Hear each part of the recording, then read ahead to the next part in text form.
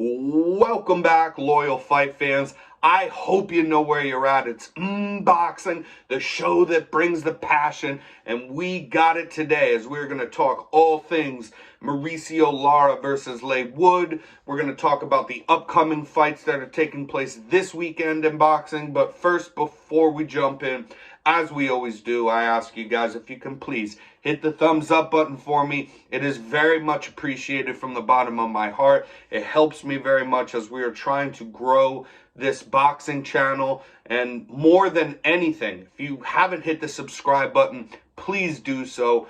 You won't be disappointed. I give you good picks. We condense these things. They're not 2 hours long. We give you what you need for a boxing show, for sure. And if you know, as we always say, a friend, a family member, a crazy ex-girlfriend, even a homeless guy, whoever you know that enjoys combat sports, tell them about this show because I am sure that they would love it. So Mauricio Lara versus Leigh Wood, very good fight. We told you guys it would be very competitive. We picked Mauricio Lara to win, but this fight scared me a little bit because I thought that he'd come out super strong, dominating. It looked like maybe it would go that way and then get a finish early, but Leigh Wood had more than a rally. He was winning the fight in the time of the stoppage, and that's for sure. Now, I got some copy box stats for you guys to lay out on that ass. We got Leigh Wood in round one landing 4 of 28 for 14% to Lara's 10 of 36. That's a Lara round. Round two was Lara's best round, besides obviously the knockout that came later, as he landed 24 of 60 for 40%, and Leigh Wood only 15 of 37. But Lara landing some good heavy power shots as well in that second round. I thought this is kind of the way we see it going. We came out with round three. That's a Leigh Wood round, 40% to Lara's 23%, as Wood landed 11 out of 27 shots. Lara only 5 out of 21, and I thought, this is fine. This is kind of the competitiveness that we spoke of in this great matchmaking for this fight. I mean, honestly, just great matchmaking. So I thought this is normal enough.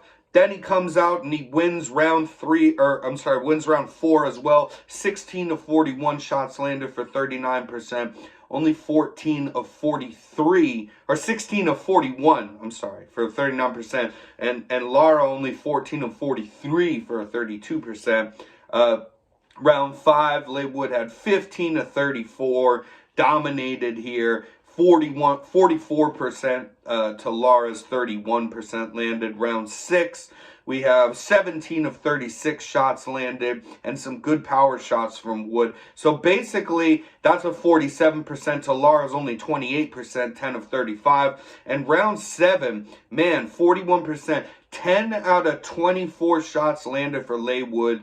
10 out of 29, which leaves Lara with a little less of a percentage. But what we can't forget is that in that round seven, one of those shots that basically you can make the argument on the copy box that Wood won that round as well. You really have to know he won that round because he very much hurt Mauricio Lara in round seven. He wobbled him. Lara staying on his feet because he's got a fucking beard on him, and that's for sure.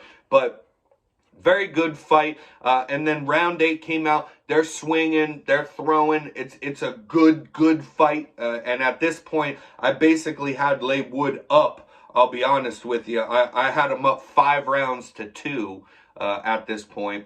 And, you know, then Lara just landing that left hook. Now, the thing is a lot of these combinations, what you look for when you look back on these videos is you look for guys throwing in certain combinations where they always like to end their combinations with the same shot. In this case, a lot of Leigh Wood's combinations ending with that right hook. He tried to throw that and got caught for it. I believe it was with the left hook from Mauricio Lara. To just come in faster. And what you'll notice when you watch the fight is that, you know, I didn't see this in the first place. It was very shocking and wow, you know, what a shot, put him down. But he was looking for that. He was looking for that opening knowing that he's counting kind of the amounts of punches that Laywood's liking to throw in his combinations, and most times ending with that right hook for Laywood. And so he timed this and landed that left perfectly. Also a little bit to the side of him. Instead of straight on, a little bit off to the side, so that when that shot's coming, he can, boom, catch him like flat in the face is where he caught him more than on the side of his cheekbone or his head or his jaw. He kind of caught him flat in the face because he was a little bit off to the side there. So very good shot, very powerful shot from who, in my opinion, is now the most just hands down powerful striker in the featherweight division in boxing. But what I do want to say is, especially after such a good fight where Laywood was up, this is for not just a belt, but understand, if you follow boxing, they have too many belts. This was a real belt. This wasn't one of these little secondaries or weird ones. This was the real belt, man. This was for the WBA, I believe, or WBO. I think it was the WBA belt. But yeah, this was for the real belt. Laywood was up in this fight before this happened, and though we picked Mauricio Lara, and we're happy to tell you guys that we're 3 weeks running from that underdog Smith versus Eubanks pick that we gave, and the parlay we gave last weekend, and picking this fight. That's 3 weeks in a row, so we're glad to tell you that, but we gotta call it like we see it. That was an early towel. That was an early towel that Ben Davison threw in. And I don't think there's really any doubt about that. There is always an argument to be had about this sort of thing because of CTE, brain damage, and erring on the side of caution to protect fighters, which is very, very good and a notable thing. But if we're just talking clear, so that's how you can muddy the waters and say, was it right or was it wrong in general? But as far as a boxing fight goes, just alone and not getting into morals and things like that, you know, he got up on like the 5-second count or something. People saying he was wobbled. I mean, that shot hurt him. It looked like he almost was going to go out. But he kind of bumped his head there on the back of the canvas, like the way he landed looked bad. He did get right back up. And though he was definitely, just by watching the shot land, you know he was highly affected by it. There was only 10 seconds left in the round. And I do, man, I mean, I'm the guy who picked Mauricio Lara to win here. I'm happy about it, but I do got to call it like I see it. That was an early towel, and you should have let him, because he got up. It wasn't close. He didn't get up on an 8 count. It was like about the 5-second mark. So he kind of sprung back up, and sure, he's affected, but do I really believe that he could have held, like if you would have kept counting and the towel wouldn't have gone in, you could have let the ref get to an 8 count by the time he does this and come to me. There's 10 seconds. You're really going to deal with about 7 seconds of surviving before you get that minute break in your corner and kind of regain yourself a little bit. And it's very possible that if that did happen, yes, he could have come back out and got knocked out worse by Mauricio Lara. And that is where you will see that sort of thing after a guy's really affected by the shot. But then again, you know, these are why we have these arguments. We do have to have them here, because if this is okay where a guy jumps right back up, I mean, there's late stoppage arguments all the time. That fight should have been stopped. You let this guy get up 4 different times and then got viciously knocked out, and now he's in the hospital when you clearly should have stopped the fight before. When those conversations are important to have, we got to remember that so are these. These are important to have as well. And the guy winning the fight, pretty like almost starting to run away with the fight, gets caught with one good shot and goes down, but he pops back up, and it's at the very end of the round. You have seconds that you can almost count down on one hand for him to get back to the corner. It's for the real belt. You almost got to kind of give him a chance, is how I feel about it. But anyways, that's that rant. And now let me see. We're going to pull up. We got some upcoming fights.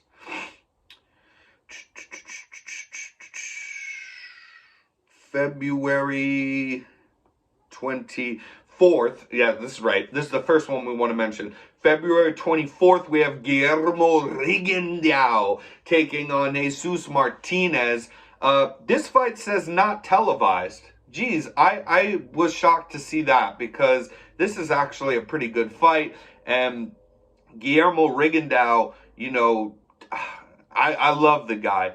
A lot of people, like, you know, every boxing fan likes to see wars, live and die by the war, stand in the pocket and trade, but not every fighter is going to be like that. This is also a sweet science, okay, you guys? So when you talk about the sweet science of boxing, hit and don't get hit, you're literally like, you literally could make an argument, guys, to put Guillermo Rigondeaux in a category with Floyd Mayweather and Sweet Pea Pernell Whitaker and these kind of guys that really just, they don't get hit. They don't take a lot of damage. Rigondeaux's only big damage fight where he kind of quit on the stool there was against Lomachenko. But besides, short of that, he's been in very competitive fights. I don't know if he's had a fight in between this. He must have. I feel like he must have fought again after this, but the last fight I remember watching him in was versus John Real Casimero,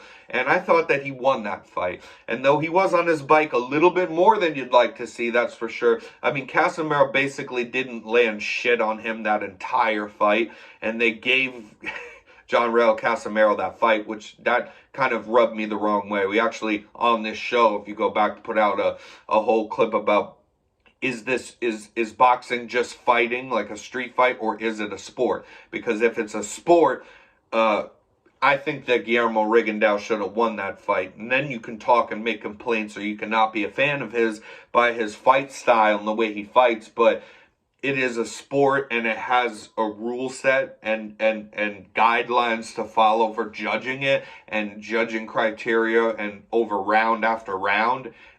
And I just don't see how Guillermo Rigondeaux even came close to that fight being anything near even a draw, never mind losing it. So I will put that out there, but I would have liked to watch him. I'm a Rigondeaux fan, and that's a shame that it says it's not televised. And then we have Jake Paul versus Tommy Fury. Here's the deal, you guys, real quick in a nutshell. Jake Paul versus Tommy Fury coming up this weekend.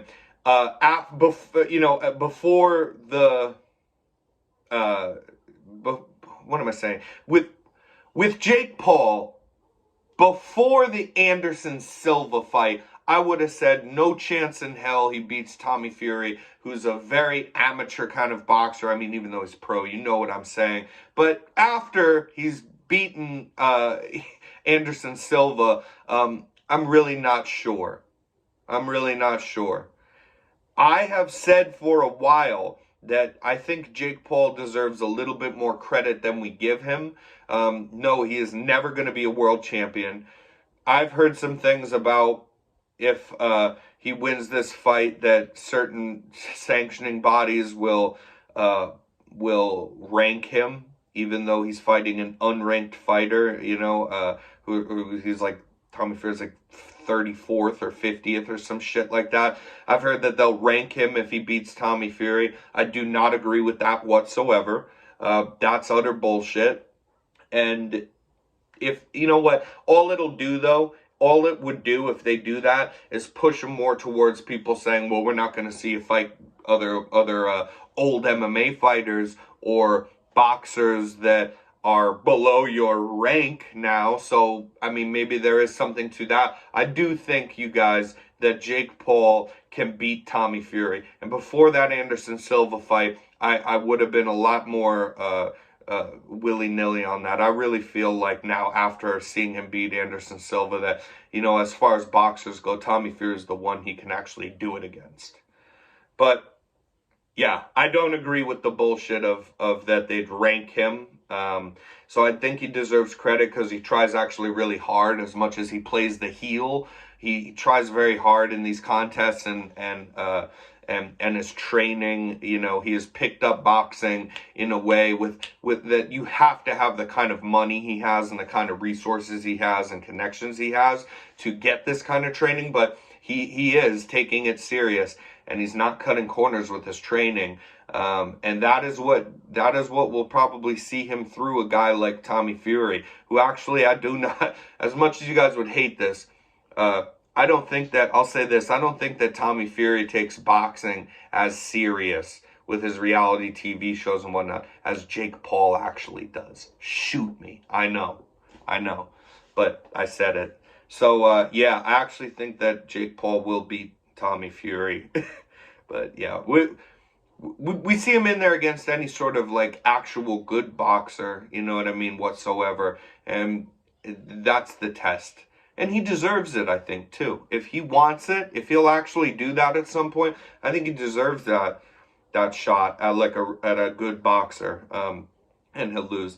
And then we'll give you guys just more little clips here. I mean, yeah. So we have Antonio Vargas taking on Michelle Banquez. I'm not familiar with the guy. We also have Adrian Broner versus Michael Williams Jr. Here's the thing. It's hard for me to be unbiased when talking about Adrian the Problem Broner. You know, Adrian Broner, he was a pretty good boxer, right? He was. He looked like he had good potential. He had a personality that most people didn't like. AB about billions and talking shit all the time, and the way he does it, you know, when he lost the Pacquiao fight that he got so handedly, he lost that fight so badly. I mean, it wasn't a close contest whatsoever, and then just on the mic goes, the hood know who won that fight. That's just, I mean, he turns people off, and he turns me off, so it's hard to talk unbiased about Adrian Broner. I think the guy's an absolute douchebag and a shithead and a waste of talent. I don't think that he's a good person. We don't usually get into this sort of things, but, you know, just too quick to touch on. It's hard for me to not be biased against him.